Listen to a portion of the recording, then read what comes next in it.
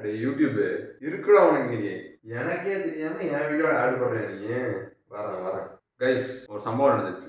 இன்னைக்கு தான் வந்து என் முதலாளியோட உண்மையான சுயரூபம் எனக்கு தெரிஞ்சிருக்கு. என்ன நடந்தது அப்படின்னா, நான் வந்து எப்பவுமே வந்து என்னோட யூடியூப் சேனலில் போய் வீடியோ அப்லோட் பண்ணிட்டு என்னோட ஒன்னொரு அக்கௌண்ட்ல என் சேனலே சப்ஸ்கிரைப் பண்ணி வச்சிருக்கேன். தெரியுது, கொஞ்சம் கேவலமான விஷயம் தான், வெரி ஒர்ஸ்ட் பிஹேவியர், மன்னிச்சுக்கோங்க. பட் ஆனாலுமே வந்து அதை எதுக்கு பண்ணி வச்சிருக்கேன் அப்படின்னா, லைக் என் சேனல் அப்லோட் பண்ணல, அந்த கண்டென்ட் வந்து கரெக்டாக வருதா அப்படின்னு சொல்லிட்டு நான் போய் ஒரு டைம் செக் பண்ணிடுறேன். ஃபுல்லாக அந்த வீடியோ பார்த்து ஓகே கரெக்டாக எந்த பிரச்சனையும் இல்லாமல் வருது அப்படின்னு சொல்லிட்டு ஒரு டைம் செக் பண்ணிருக்கேன். அந்த ஒரு ஒன்னொரு அக்கௌண்ட்ல என்னோட சேனல் நானே சப்ஸ்கிரைப் பண்ணி வச்சிருக்கேன். ரைட்டா? அப்படி போய் பார்க்கும்போது என் வீடியோவுக்கு ஆடு போடுறாங்க. நானே வந்து 100 சப்ஸ்கிரைபர் 100 ஒழுங்கா பேசதும் புரியல. 114 சப்ஸ்கிரைபர்ஸ் வச்சிருக்கேன். மானிட்டைஸ் பண்ணணும்னா உனக்கு எவ்வளோ சப்ஸ்கிரைபர்ஸ் வேணும்? 1K சப்ஸ்கிரைபர்ஸ் வேணுமா? 4000 வாட்ச் ஹவர்ஸ் வேணுமா? என்கிட்ட மிஞ்சி போன 200 வாட்ச் ஹவர்ஸ் கூட ஒன்று வரல. அப்புறம் நீ எதுக்கு ஆடை போடுற? அப்போ அந்த ஆட்லேருந்து வர காசை என்ன பண்ண? ஏன் கண்டென்ட் நான் போடுறேன்டா.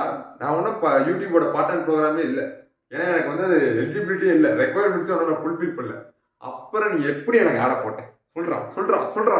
அதுவும் கிசுமி ஆடு வேற வருது.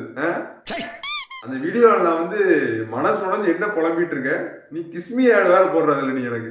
அவ்வளவுதான்டா டேய், மரியாதை உனக்குலாம். முதலாளிகளுக்கு வேண்டி கொஞ்சம் டீசெண்டா பேசணும்னு நினைக்கிறேன். என்னடா இது, நம்ம ஒன்றும் ரெக்குவயர்மெண்ட்டே ஃபுல் பண்ணி எதுவுமே பண்ணல, அப்புறம் எப்படி நமக்கு வந்து நம்ம வீடியோல ஆடு வருது அப்படின்னு. அப்புறம் தான் அதான் யூடியூப் நினைச்சிருப்பான், இவன் ஒரு முட்டா ரோசா பிள்ளைய ரொம்ப அற்புதமா வளர்த்திருக்கமா. இவனுக்கு நம்ம வீடியோல ஆடு போட்டா எப்படி தெரியும் அப்படின்னு. சரி, நானும் போய் ஒரு பரபரப்பாக தேடுறேன். சரி ஓகே, நமக்கு ஒரு வேலை நான் என்ன நினச்சேன்னா, சரி நம்ம வந்து ஒரு வேலை ரெக்குவயர்மெண்ட்ஸ் தான் ஃபுல்ஃபில் பண்ணிட்டோன்னா அப்போ வந்து இதோட பேமெண்ட்லாம் வந்துடும் அப்படின்னு. அதுதான் தவறான விஷயம் போல. நானும் போய் வந்து எல்லாம் அடிச்சு பார்க்குறேன், கூகுள்லாம் சர்ச் பண்ணி பார்க்குறேன், எதனால இந்த மாதிரிலாம் மானிட்டைஸே ஆகல, அப்புறம் ஏன் ஆட போடுறான் அப்படி இப்படின்னு போய் சர்ச் பண்ணி பார்க்குறேன். அங்கே தான் வருது, டேர்ம்ஸ் அண்ட் கண்டிஷன்ஸ் ஒன்று இருக்குல்ல, அதில் போட்டிருக்கான், யூடியூப்ல நீங்க என்ன கண்டென்ட் அப்லோட் பண்ணாலும் அதில் நான் ஆடு போடுறதுக்கு எனக்கு ரைட்ஸ் இருக்கு. அது வந்து நீங்க மானிட்டைஸ் பண்ணிட்டீங்களோ இல்லையோ அதெல்லாம் எனக்கு தெரியாது. ஆடு போடுறதுக்கு வந்து அவனுக்கு இருக்குன்னு சொல்லியிருக்கான். அந்த மாதிரி ஒரு லைன் இருக்கு. இதை வச்சுட்டு எனக்கு ஒன்றும் அந்த லைனோட ஆக்சுவல் மீனிங் கூட தெரியல. பட் இதுதான், அதாவது நீ வந்து மானிட்டைஸ் ஆறையோ இல்லையோ, யூடியூப்ல நீ கண்டென்ட் அப்லோட் பண்ணல, அதனால நான் போடுவேன் அப்படின்னு சொல்லி தான் அவன் சொல்றான். அவங்கள என்கிட்ட நானே பிச்சை எடுத்துட்டு இருக்கேன், எங்கிட்டே பிச்சை எடுத்து நீ சம்பாதிக்கிற பத்தியா?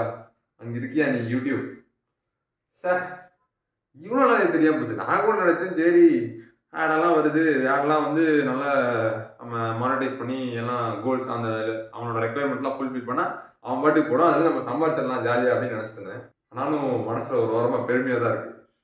என் வீடியோலேயே ஒரு ஆடு வருதுல்ல, அதை பார்த்து கொஞ்சம் சந்தோஷமாக தான் இருக்குது. பட் ஆனால் அதை நானே பார்த்து இவங்க எங்கள் முதலாளி கேட்குற நிலைமைக்கு வந்துருச்சு. பிடிச்சனுக்குள்ளே போய் எவனாலையும் பார்க்க முடிய இடத்துல அப்படி போட்டு வச்சிருந்தீங்கன்னா, இப்படி பண்ணிட்டியானே, நீ இப்படி போனா நான் நினைச்சு பார்க்கலாம், சத்தியமா நினைச்சு பார்க்கலாம். நேரடியாக பேசியிருக்கலாமேப்பா.